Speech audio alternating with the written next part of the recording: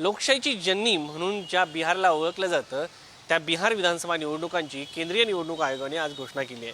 माझ्यासोबत पुढारीचे ज्येष्ठ पत्रकार उमेश कुमार सर आहेत। ते स्वतः बिहारमधून आहेत आणि सध्याची राजकारण बिहारमध्ये नक्की काय कशा पद्धतीने सुरू आहे, कारण बिहार हे लोकशाहीच्या जननीबरोबर प्रयोगाचं देखील राज्य म्हणून पाहिलं जातं। कारण इंदिरा गांधींच्या विरोधात जो आवाज उठला आणि ज्या इंदिरा गांधींना पराभव करण्याचं काम बिहारमधून झालं, त्याच बिहारमध्ये ह्या निवडणुका होत आहेत आणि वेगवेगळे सातत्याने प्रयोग होत असतात। या सगळ्या संदर्भात आपण चर्चा करणार आहोत उमेश सरांसोबत। सर, पहले तो मुझे ये बताइए, अभी चुनाव कौन से स्टेज पे, क्योंकि नए नए फैक्टर सामने आ रहे हैं और नए से देखी जाए तो जिस तरह से प्रशांत किशोर की पार्टी भी आ रही है, तो और वोट चोरी का मामला है, मतदार की एसआईआर की जी मुहिम की गई थी उसका भी सवाल है, तो इसके ऊपर आप किस तरह से देखते हैं, अभी कौन से स्टेज पे हम? बिहार में मतदान की अब घोषणा हो गई है। आज चुनाव आयोग ने घोषणा कर दी है और बिहार में मतदान जो है, आप देखते होंगे बिहार एक ऐसा राज्य है जहां चुनाव को लेकर हमेशा से एक उत्सुकता बनी रहती है और सबसे माना जाता है जो बिहार के मतदाता सबसे परिपक्व मतदाता माना जाता है और इतिहास बदलने का क्रम भी शुरू होता है तो बिहार से ही शुरू होता है। पुराने इतिहास में भी जाकर देखेंगे तो इतिहास बदलने का क्रम भी बिहार से ही शुरू होता है, चाहे वो मगध साम्राज्य के समय से शुरू कीजिए या आज के वर्तमान समय में शुरू कीजिए।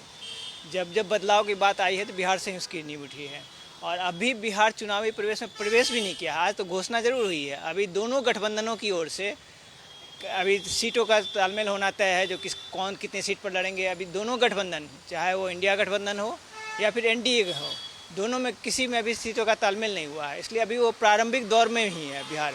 और जब सीटों का तालमेल हो जाएगा, कौन कहाँ से लड़ेंगे ये सब फैसला हो जाएगा, उम्मीदवारों की घोषणा हो जाएगी, तब बिहार की चुनावी रणनीति तय होगी, जो कौन कैसे लड़ेंगे, कैसा क्या मुद्दा होगा, क्या इशू बनेगा, ये सब चीज़ तब तय होंगे। सबसे पहले मैं एनडीए की तरफ आता हूँ।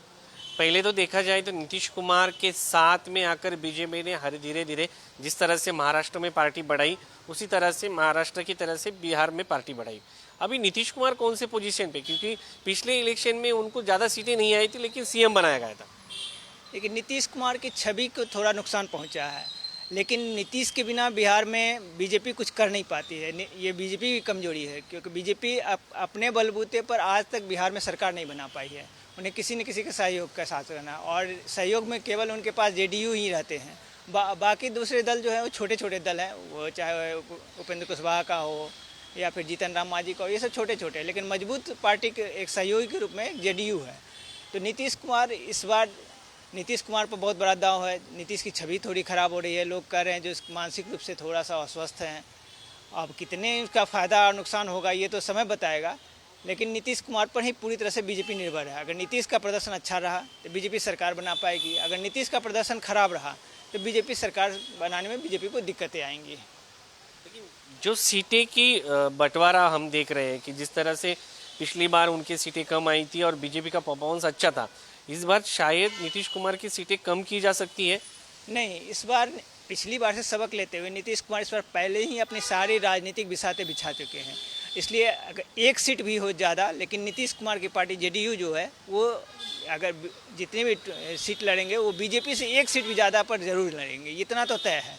क्योंकि इस बार जेडीयू पिछले की तरह नहीं गच्चा नहीं खाएगी और इस बार वो बीजेपी से ज़्यादा सीटों पर लड़ेगी।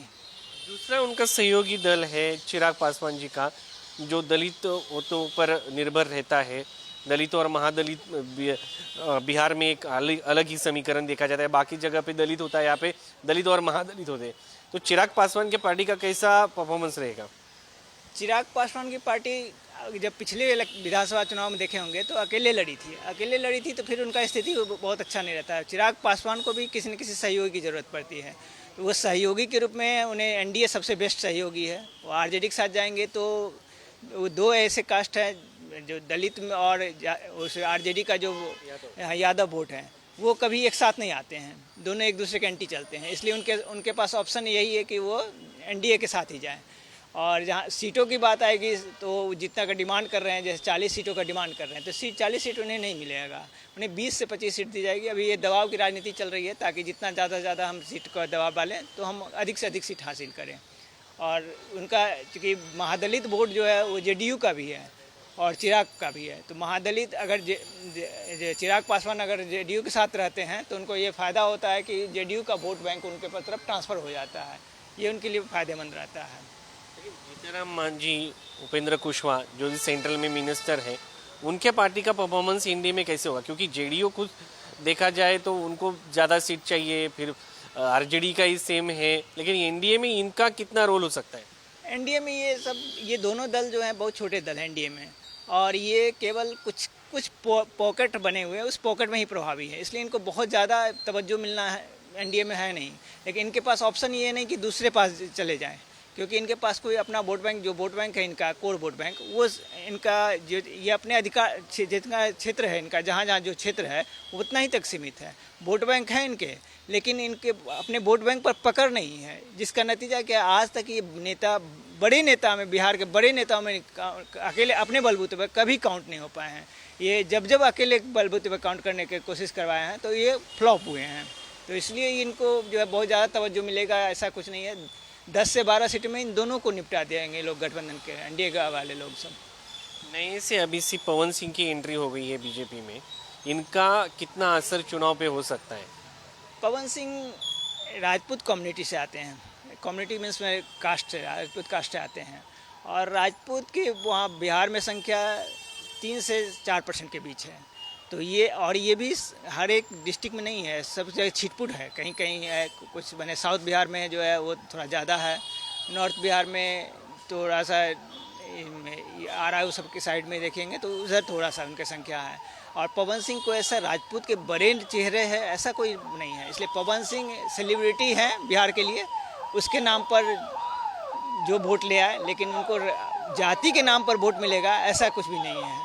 जाति के नाम पर वोट मिलता है तो वो पिछले चुनाव जीत जाते, लेकिन उनको जीत तो हासिल हुई नहीं, इसलिए सेलिब्रिटी के नाम पर। और बिहार के मतदाता कभी भी बहुत बड़े सेलिब्रिटी को बहुत ज़्यादा सिर पर चढ़ाते हैं, जैसे कि बाकी राज्यों में आपको देखने को मिलता है, ऐसा नहीं है। बिहार के मतदाता देखने आएंगे, आदमी को देखने वाला आदमी देखने आएंगे, भीड़ भी जुटेगी, लेकिन जब मतदान करने का समय आएगा तो वो जाति, अपने गुना भाग सब देखते हैं और इसके आधार वोट करते हैं। और अभी जाते हैं इंडिया अलायंस की तरफ। इंडिया अलायंस में किस तरह से चल रहे हैं? क्योंकि तेजस्वी यादव फ्रंट पे आ रहे हैं, लेकिन उनके भाई ने बहुत बड़ा कांड कर दिया है, उनके घर में खेला चल रहा है ऐसे लोग बोल रहे हैं, क्योंकि उनके सिस्टर के साथ भी कुछ अनबन चल रही है ऐसे बोल रहे हैं। क्या लालू के फैमिली में अभी भी अनबन है और तेजस्वी चेहरा होंगे, या उनका जो भाई है तेज प्रताप, उनसे कोई लड़ाई हो सकती है? हाँ, लालू की फैमिली में अनबन तो चल रहे हैं, इसमें कहीं से कोई दो मत नहीं। रोहिणी के बाद, तेजस्वी के बाद रोहिणी भी अब आवाज़ उठाने लगी है, जो कि पहले रोहिणी तेजस्वी के साथ होते थे और तेज प्रताप को सब अकेला छोड़ देते थे। तेज प्रताप जो उनके भाई, अलग पार्टी बना लिया उन्होंने अब तक। तो ये अनबन तो है और इसका नुकसान पार्टी को तो होगा। ये अलग बात है कि तेजस्वी जितना सक्रिय है उतना न तेज प्रताप सक्रिय हैं, राजनीतिक भले ही पॉलिटिक्स में है, लेकिन जितने तेजस्वी में अपनी पार्टी के लिए मेहनत कर रहे हैं उतना तेज प्रताप या रोहिणी नहीं करती है। ये लोग जीत जाते हैं, वो जीतते हैं लालू के नाम पर। तो तेजस्वी ने अपनी बदौलत एक पहचान तो बनाई है। पिछले विधानसभा में जब आपने चुनाव देखा हो, पिछले विधानसभा चुनाव का देखा होगा, तो उसमें तेजस्वी यादव के नेतृत्व में ही पूरी आरजेडी लड़ी थी, उसमें लालू यादव के नेतृत्व नहीं लड़े थे। उसके बावजूद उन्होंने 77 सीट लाए थे। तो तेजस्वी ने तो अपनी पहचान बना ली, जो हम जो है अपने आप को स्थापित कर लिए, भले ही वंशवाद का आरोप लगे, कुछ भी लगे, लेकिन उन्होंने अपने आप को स्थापित कर लिया। तेज प्रताप को अभी इस बार पहली बार मौका मिला है जो उनको स्थापित करना है अपने आप को। तो वो कितना असर दिखाएंगे ये तो समय बताएगा, लेकिन जहाँ तक उनके जो राजनीतिक जो अब तक जो उनके दिखते हैं, कभी कुछ करते हुए, तो उसको देखते हुए जनता, वहाँ की जनता उसको गंभीर रूप में नहीं मानती। वो लालू यादव के पुत्र हैं इसलिए उनका तवज्जो मिल जाता है, मीडिया में भी जगह पा लेते हैं, लेकिन जनता के दिलों में वो बहुत गंभीर नज़र में नहीं देखा जाता है उनको। कांग्रेस का कैसे परफॉर्मेंस रहेगा? क्योंकि कांग्रेस तो बहुत दशकों से बैकफुट पे है, वो अपना सुर नहीं मिला पा रही कहीं पे। हालांकि भीड़ बहुत थी राहुल गांधी के अभी जो यात्रा हुई, मतदार अधिकार यात्रा, उसके बाद क्या लगता है आपको कि कांग्रेस को कुछ सुर मिल जाएगा? एक कांग्रेस बिना सहयोग के कांग्रेस वहाँ पर भी खड़ी नहीं हो पाएगी। कांग्रेस का सहयोग मिल रहा है अभी आरजेडी के साथ। हाँ, राहुल गांधी की यात्रा से इतना फ़ायदा ज़रूर हुआ है कि कांग्रेस वर्कर एक बार जाग गए हैं, और जाग गए हैं तो रोड पर निकल रहे हैं। तो ये फ़ायदा हुआ है। तो ये फ़ायदा जो है उनको वोट में तब्दील कितना हो पाएगा ये तो समय बताएगा, लेकिन इसका ये तो होगा जो हर बूथ पर कांग्रेस के वर्कर नज़र आएंगे। जो पिछले विधानसभा में वर्कर नज़र नहीं आते, तो आरजेडी की बदौलत जितने भी सीट जीते उन्होंने आरजेडी की बदौलत जीतना, अपनी बदौलत कांग्रेस आज के डेट में कांग्रेस वहाँ पर अपनी बदौलत एक भी सीट जीतने की स्थिति में नहीं है। लेकिन इस बार राहुल की यात्रा से एक फ़ायदा ये हो गया जो कांग्रेस को वर्कर मिल गए, हर बूथ पर उनका पोलिंग एजेंट मिल जाएगा। इतना पार्टी को जागा है, जिंदा होती कि नहीं देखना पड़ेगा। बस पार्टी जग गई है, इतना जरूर है। और जगी है तो कुछ ना कुछ रिटर्निंग देगी है। जब पार्टी जगी है तो रिटर्निंग आएगा और पिछले से ज़्यादा बेहतर प्रदर्शन रहेगा। और इसमें आप देखेंगे अभी जब सीटों का तालमेल होगा, इस बार कांग्रेस आप देखिएगा, जो कांग्रेस इस बार पिछली बार 70 सीटों पर लड़ी थी, लेकिन इस बार उसको कम सीटों पर चुनाव लड़ेगी। लेकिन इसका स्ट्राइक रेट जो है ज़्यादा रहेगा पिछली बार की तुलना में। इस बार कम सीटों पर लड़के ज़्यादा स्ट्राइक रेट पर आएगी, तो पिछले से उसका प्रदर्शन अच्छा रहेगा। और आरजेडी देखते हैं, आरजेडी का तो प्रदर्शन अपने पिछले प्रदर्शन को दोहराती है या उससे बेहतर करती है। जिस तरह नाराज़गी है लोगों में, तो उससे अगर आरजेडी उसको भुना पाई और अपने परिवार के झगड़े से निपट पाई तो परिणाम कुछ भी हो सकता है। मुद्दा इसमें है जो इंडिया की जिस बाकी अलायंस दल है, वैसे ही इंडिया के बाकी जो लेफ्टिस्ट पार्टी है साथ में, उन पार्टियों का क्या वजूद रहेगा इस इलेक्शन में? बिहार में आज अगर लेफ्टिस्ट की बात करें तो पश्चिम बंगाल में लेफ्ट खत्म हो चुका है, केरल बचा हुआ है अब, लेकिन बिहार में अभी भी लेफ्ट का जो है जनाधार थोड़ा बचा हुआ है। और पिछली बार का भी जो अगर रिजल्ट देखिएगा तो लेफ्ट के बहुत सारे लोग जीते थे। तो इस बार भी बिहार लेफ्ट को कम से कम 25 से 30 जो है सीटें जो है चुनाव लड़ेगी। 25 से 30 सीटों पर कम से कम गठबंधन में चुनाव लड़ेगी। और 25-30 सीट लड़ने का मतलब है उसका रिजल्ट भी जो है उसको फीडबैक मिलेगा बढ़िया गठबंधन के नाते। तो लेफ्ट का अभी भी वजूद है बिहार में, लेफ्ट का वजूद अभी ख़त्म नहीं हुआ है। तो लेफ्ट का ठीक ठाक सीट रहेगी और वो उसका भी प्रदर्शन भी अच्छा रहेगा।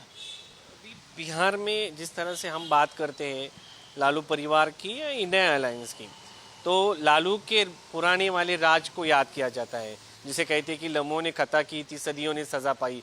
क्योंकि जो लालू प्रसाद यादव के काल में जो हुआ था उसको तेजस्वी को भुगतना पड़ेगा, ऐसे लोग बोलते हैं। हाँ, ये उनका अब तक का आरजेडी के लिए सबसे बड़ा ये फीडबैक है जो अब तक वो पिछले आरोपों से उबर नहीं पा रहे हैं। वो गुंडा राज और वो अपहरण का राज, ये सब उनसे उबर नहीं पा रहे हैं, जबकि पिछले 2 दशकों से अधिक समय से वो सत्ता से बाहर है। इसके बावजूद भी जब चुनाव की बारी आती है तो वहाँ बिहार में विकास की बात नहीं चलती है। बिहार में चलते जो ये आएंगे तो गुंडा राज आ जाएगा, ये आएंगे तो सरकार हमने क्या किया ये नहीं दिखाती है, ये आएंगे तो ऐसे हो जाएगा, ये आएंगे तो फिर ये कास्ट के लोग ऐसे हावी हो जाएंगे। और इसकी राजनीति है, राजनीति और डर की राजनीति अब तक जो है शासन हो रहा है, डर की राजनीति पर ही। तो ये उसके लिए फिर जो है नुकसानदायक तो है ही तेजस्वी के लिए, लेकिन तेजस्वी को इससे उभरने में थोड़ा सा पिछली बार चुनाव में अपने आप को उबार लिया था और इस बार देखते हैं कितना उबार पाते हैं। एक बात ऐसी बोली जाती है कि तेजस्वी मुस्लिम यादव और कुछ वोटों से बाहर नहीं आते, उनको इससे बाहर आना पड़ेगा तभी तो वो मार्जिन के आसपास आ जाएंगे। नहीं, देखिए अगर आप ये बिहार की राजनीति को अगर नज़दीक से देखिए तो बिहार की राजनीति पूरी तरह से जातीय राजनीति होती है। वहाँ पर आप कोई भी मुद्दा दूसरा मुद्दा नहीं चलता। आप आज तक देखे होंगे पूरे देश में सभी जगहों पर धर्म का मुद्दा चल जाता है, लेकिन बिहार में आज तक धर्म का मुद्दा नहीं चला है। बिहार में आप देखेंगे दंगा की भी संख्या बहुत गिनी चुनी है। आप बहुत लंबे अरसों तक वहाँ दंगे होंगे नहीं देखे, मुस्लिम नहीं चलता है। तो वहाँ जातीय राजनीति चलती है और जातीय राजनीति में जब आएंगे तो परसेंटेज देखा जाता है कि किस जाति का कितना परसेंटेज है। तो वहाँ सबसे ज़्यादा परसेंटेज है मुसलमानों का, मुसलमानों के बाद दूसरे नंबर पर सबसे ज़्यादा परसेंटेज है तो यादव का।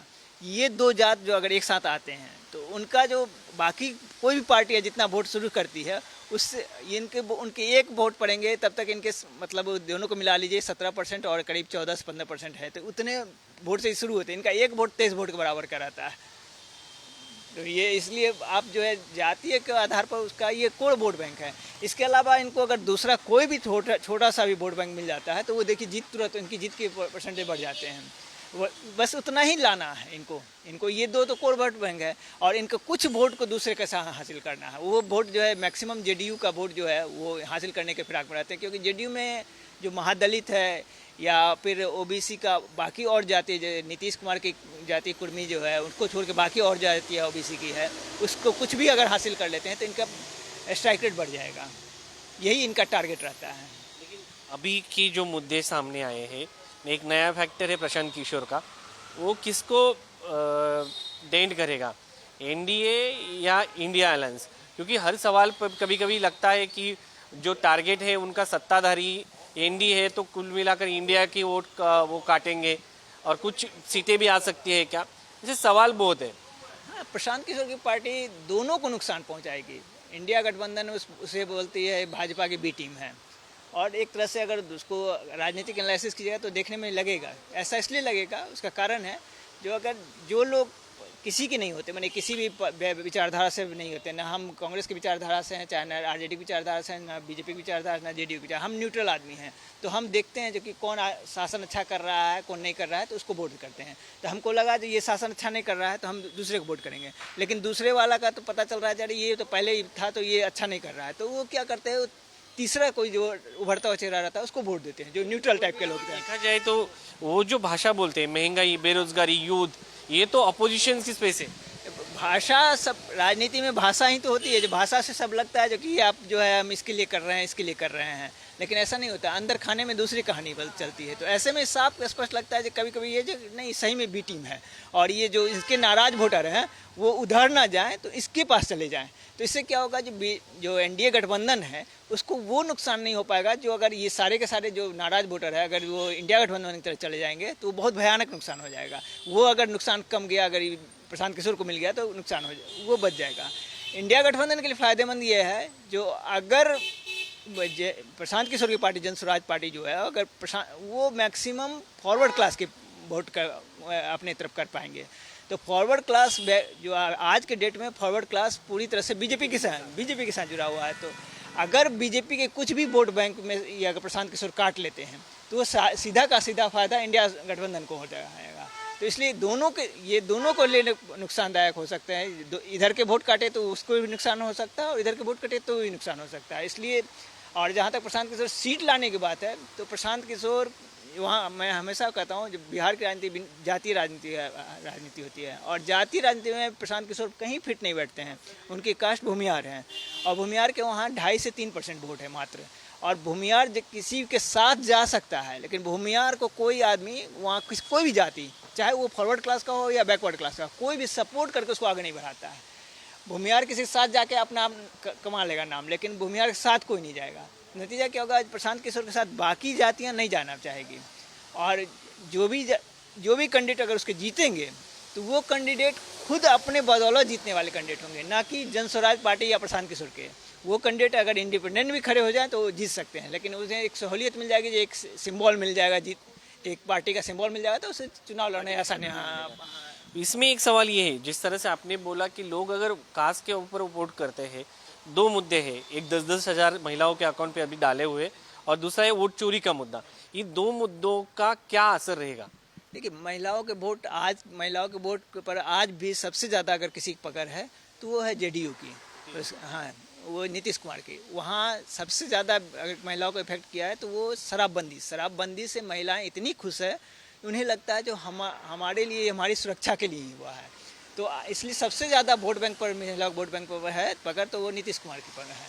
और 10-10 हज़ार देने के बाद ये पकड़ और थोड़ी बढ़ जाएगी। स्वाभाविक सी बात है, जो कैश पेमेंट किसी के हाथ में जाते हैं तो वोट में तब्दील होते हैं, उसका असर दिखता ही है। चाहे वो आप किसी भी राज्य का उलट के देख ले, जहाँ मध्य प्रदेश में लाडली बहना, महाराष्ट्र में भी हुए थे, उनमें भी हुए थे, वो लाडली बहना ही है वहाँ भी। तो इस तरह के देखते वहाँ उसका इम्पैक्ट दिखता है, तो इसका निश्चित रूप से बेनिफिट मिलेगा। एक मुद्दा रह गया कि वो जो मुस्लिम वोटर है वो देखता तो इधर देखे जाए तो लालू प्रसाद जी के साथ रहता है। दूसरा मुद्दा है असुद्दीन ओवैसी की जी एंट्री वहाँ पे हुई है, उनका कितना असर गिरेगा, तो वो तो इंडिया के लिए फायदेमंद होगा। फिर पिछली बार असुद्दीन ओवैसी ने बहुत असर किया था, उसका नुकसान हुआ, जिसकी वजह से सरकार भी नहीं बन पाई इनकी। लेकिन इस बार थोड़े से लोग वहाँ नाराज़ हैं असुद्दीन ओवैसी के लेके, उनको भी लोग मानने लगा है जो कि नहीं ये नुकसान से, ये जो है इनडायरेक्ट रूप से एनडीए को फ़ायदा पहुंचाने के लिए लड़ते हैं चुनाव। इसलिए इस बार वहाँ के जो मुस्लिम, खास करके जो आपके किशनगंज वाला इलाका जो मुस्लिम बहुल इलाका है, उस सब इलाके में जाइएगा तो लोग ओवैसी को इस बार पसंद नहीं कर रहे हैं। उसका कारण है, लोग कहते हैं नहीं ये इससे जो है कुल मिला के एनडीए को फ़ायदा होगा, इसलिए हमें एनडीए को फ़ायदा नहीं करना है। इसलिए इस बार ओवैसी को नुकसान झेलना पड़ेगा, जो मेरा अनुमान है। और इस बार ओवैसी इसलिए बहुत हाथ पैर प्रयास कर रहे हैं जो कि हम किसी तरह इंडिया गठबंधन का हिस्सा हो जाए, अकेले ना लड़े। उसको भी इस बात का आभास हो चुका है, ओवैसी को भी आभास हो चुका है कि हम इंडिया गठबंधन में ही जाने में हमारी भलाई है। आखिरी सवाल, बिहार इलेक्शन का असर सेंट्रल पे कितना गिर सकता है? देखिए, बिहार इलेक्शन बहुत कुछ तय करेगा कि आगे की राजनीति का। बिहार इलेक्शन में अगर परिणाम सकारात्मक रहा, एनडीए के सकारात्मक रहा, तो मोदी की छवि और मजबूत होगी। मोदी के लिए आने वाले समय में फिर अगले साल जो 2026 में 5 इलेक्शन है, उसमें हालांकि बीजेपी के लिए करने के लिए ज़्यादा कुछ नहीं है, लेकिन इसके बावजूद बीजेपी बहुत कुछ हासिल कर सकेगी।